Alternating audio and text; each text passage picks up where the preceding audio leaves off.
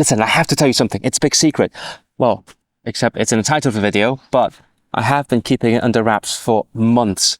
So welcome to Rhapsody in Lingo. I'm Israel, and in exactly 5 days from now, I'll be on my flight to Vilnius to study Lithuanian for 1 month. Keep watching and you'll see my actual first experience with the Lithuanian language. It's like a first date, in a sense. For the past couple of weeks, whenever I told someone that I was going to study Lithuanian in the summer course, I always got two different reactions. One of them being, why? And the other one is like, of course you do that. And I have to say, I've always been interested in the idea of learning Lithuanian. There's a couple of reasons for that. So for one, I think that's the most publicized one, which is that Lithuanian is known as being one of the most conservative languages in the Indo-European languages. Now, Indo-European is a huge language family where English, German, French, Russian, even Sanskrit and Persian came from, which means they all came from one single language. By conservative, I don't mean anything political. It means it is changed the least compared to where it originally came from. Actually, now that I think of it, the other way people say it is that it's closest to Sanskrit for some reason. So that's sort of like a gimmick, but also I, as a person who's learned Polish to a pretty decent level and also know a bit of Russian, it's interesting to see how the Slavic languages resemble each other. Meanwhile, Lithuanian and also Latvian come from a group of languages that are different from the Slavic languages, but also more similar to them than the rest of the European languages. So compared to English, it will be a lot more similar to Polish, which I know quite well, but also less similar than Russian is. And from my passing understanding of this language and what it is, I know some interesting things that I kind of like. For example, it's a language that forces me to put an ending to my name. So my name's Israel. In most languages that I know, it's just Israel or whatever their local accent says it as. But Lithuanian would actually force me to add the ending is to my name. So it's Israelis, or as far as the country Israel is concerned, I don't actually know how they would call a person who's named Israel. So I don't know much about the language yet, but from what I know, I kind of like it, and it's been on my language wish list, if you may, for a very long time. And actually before the language course Glossika changed from their book format to the online format, I took the plunge and bought a combo course for Lithuanian and Latvian, which has been sitting in my computer collecting metaphorical dust for years and years now. But maybe it's finally time to, well, find out where they are in my computer and give it a shot. And I think in more general terms, I just like how the language sounds. I like the Baltic countries. The last time I visited them, I actually thought about moving to that region of Europe for a little bit, which I'm doing now apparently. And as a composer myself, I like the new music culture in that region. There are some successful composers from the Baltics, that includes Lithuania, and in their respective countries they're actually treated as national heroes. So people have a very high regard for composers of new music, and especially the rich and historically important choral culture. Feel free to look up the singing revolution. And I'm hoping that this month-long trip will open some windows or even some doors into this scene through immersing in the culture and the country. But I have to be honest, the one thing that actually made me pull the trigger and sign up for that course is that it turns out Lithuania, like the other Baltic countries, have schemes to promote their languages internationally, where if you meet certain criteria, you can go to their country and study the languages for free, and you get paid money for it. I found out about this during my Easter trip in Portugal and Spain. Someone sent me a link, I checked it out, it seemed legit. Oh my God, I hope it's legit. And for Lithuania, the requirement is that either you're of Lithuanian descent or you're a student. And so I thought, oh my goodness, this is possibly my last summer holiday as a student. So I have to seize the opportunity and go for it. So I did.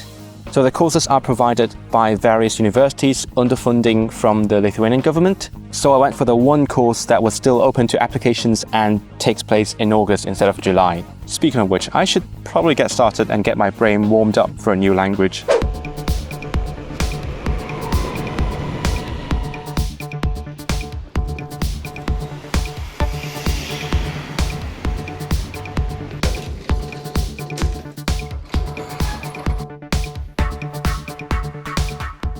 I've just arrived here in Lancaster, about to present a talk about my music at a conference about languages and science.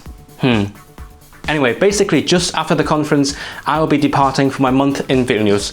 So over the past few days, I've been trying to do some preliminary study of the Lithuanian language, sort of just to get the very basics down and not have to start from scratch.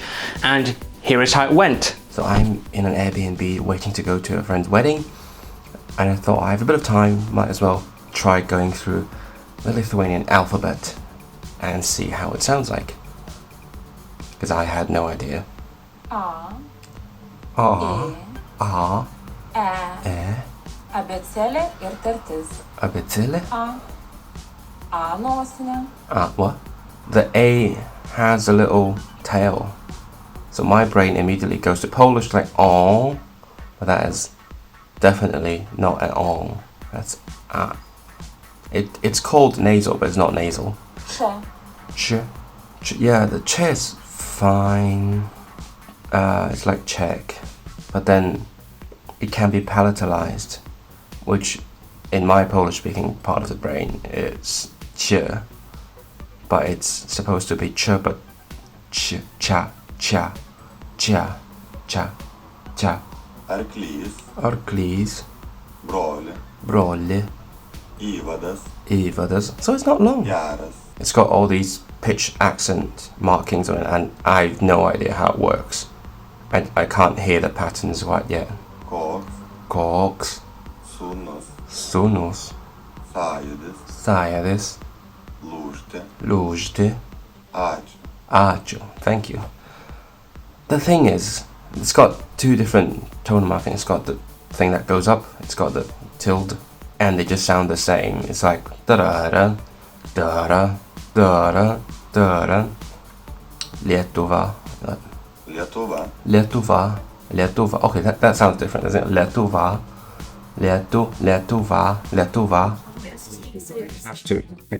I want to studio. Atvažiuoja. Marketis.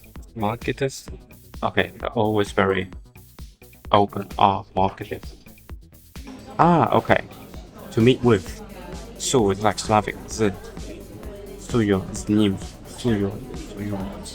Kur jūs gyvenate? Londone. Aš gyvenu Londone. Aš gyvenu Londone.